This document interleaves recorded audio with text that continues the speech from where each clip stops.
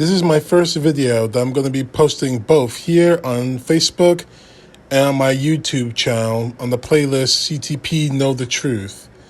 The link is right above of the video here. I found this online and I need to read it. It's from my friend John Pavlovitz. His article is called Donald Trump Can't Condemn White Supremacy. It's all he has. Dear suburban white people in America, Donald Trump is right. You should be very afraid. Though, just not of the people he tells you to be afraid of. I know this year has been relentless in its terrors and challenges, and in your exhausted state you may be found difficult to think clearly, but I want you to try because it's important. I want you to step back and consider the message he's been sending to you in his press conferences and via overnight Twitter storms and through his bomb-feeding surrogates and his dollar store stormtrooper deployments, and especially with his extremely rare silence. Police brutality against people of color is somehow always acceptable and justified. But protesting that brutality is never, under any circumstances, not silently kneeling on a football field or wearing a jersey or any other method acceptable. White, anti-masks Americans with weapons on Capitol steps are courageous patriots. But desperate citizens marching with children and signs are dangerous subversives. Killing unarmed civilians with a high-powered rifle is an act of responsible self-defense, while standing on the street with locked arms to express outrage about it is an act of aggression, and lawlessness is provocation. Property merit curfews and armed defense, while black human beings are left abandoned and discarded. Have you ever stopped to really consider what this supposed president of this nation is perpetuating right now and why? For weeks, as Joe Biden has climbed on the polls and his own base has eroded, Trump has sounded the shrill and the transparent dog whistle of the suburbs and warned the suburban housewives that Biden and Kamala Harris are going to leave them defenseless and vulnerable and surely bring them to ruin. What is this sudden preoccupation with the burbs? I think it's the technical term, racism. With his dire suburban sky is falling prognostications, Donald Trump is saying, hey, white people, I have nothing left in the tank but a last-ditch effort in order to leverage whatever bigotry still afflicts you. He has no plan for the pandemic from the beginning. He had no plan for the response of the decimated economy beyond the all-caps open America. He has offered no words of conciliation or compassion to heal this grieving and fractured nation. He has never once uttered the words Black Lives Matter. He has said nothing to acknowledge the murders of George Floyd, Breonna Taylor, Ahmaud Arbery, but already has defended a confessed murderer, Kyle Rittenhouse. He has spoken more words of condemning bags of soup than semi-automatic weapons.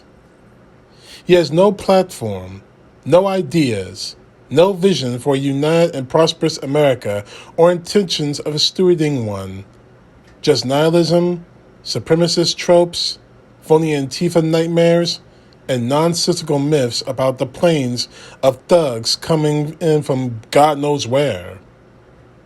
He is bereft of options as a leader, and he needs your fear of black people. He is counting on it because he knows this is his only hope, which is why he is desperately sounding this inverted moral alarm. One I want you to really think soberly about. The Trump regime wants to make you afraid of the people being executed, not the executioners. To be terrified about a young mother in a yellow shirt, not the unidentified officers in military armor. To be afraid of unarmed people in the streets begging for justice, not the ones running around with AR-15s melting it out themselves. To see the silent ones kneeling as more of a threat than the ones violently kneeling on people's necks. To see anti-fascism as somehow the threat to America. Don't believe it. Don't give him the race war that he is begging for.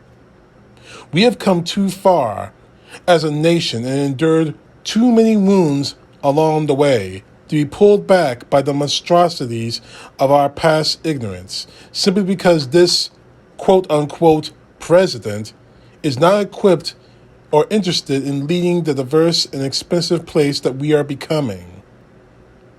White friends, please reject this desperate attempt to weaponize human beings against one another. It is a fruitless war, and it does nothing to make this nation great or good. Yes, white friends, fear greatly. Fear the dividers and the terror peddlers. Fear the prophets of coming disaster. Fear the defenders of domestic terrorism. Fear the priests of supremacy. Fear the brokers of bigotry. Fear the Confederate nostalgists. Fear the law and order shouts of lawless men. Fear the bankrupt leaders with nothing left for currency but fear. Fear the panicked, ad despots with no other card to play than civil war. We've already decided that Black Lives Matter. Thank you, Mr. Pavlovitz. And there's one more article I want to read, but I'll save that for later.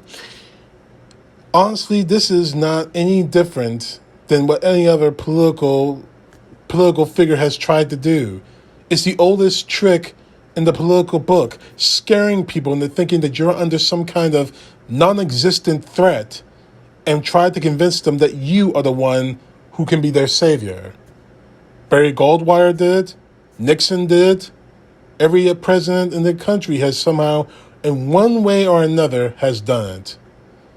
The 9/11 nightmare, in which every Republican presidential candidate, from George W. Bush himself to Rudy Giuliani, has tried to create that fear of the other. And now here we are to Donald Trump. But the fact is, Donald Trump is doing this not because he wants to protect America, but because he wants to hold on to power. We are 3 weeks away from the election. Take away his power. Take away your fears. Because because the fact is, all of you are not afraid, are afraid of the wrong things. Be afraid of the man who is screaming for you to be afraid. CTP, know the truth. God bless. Peace to the left, justice to the right. Save our nation.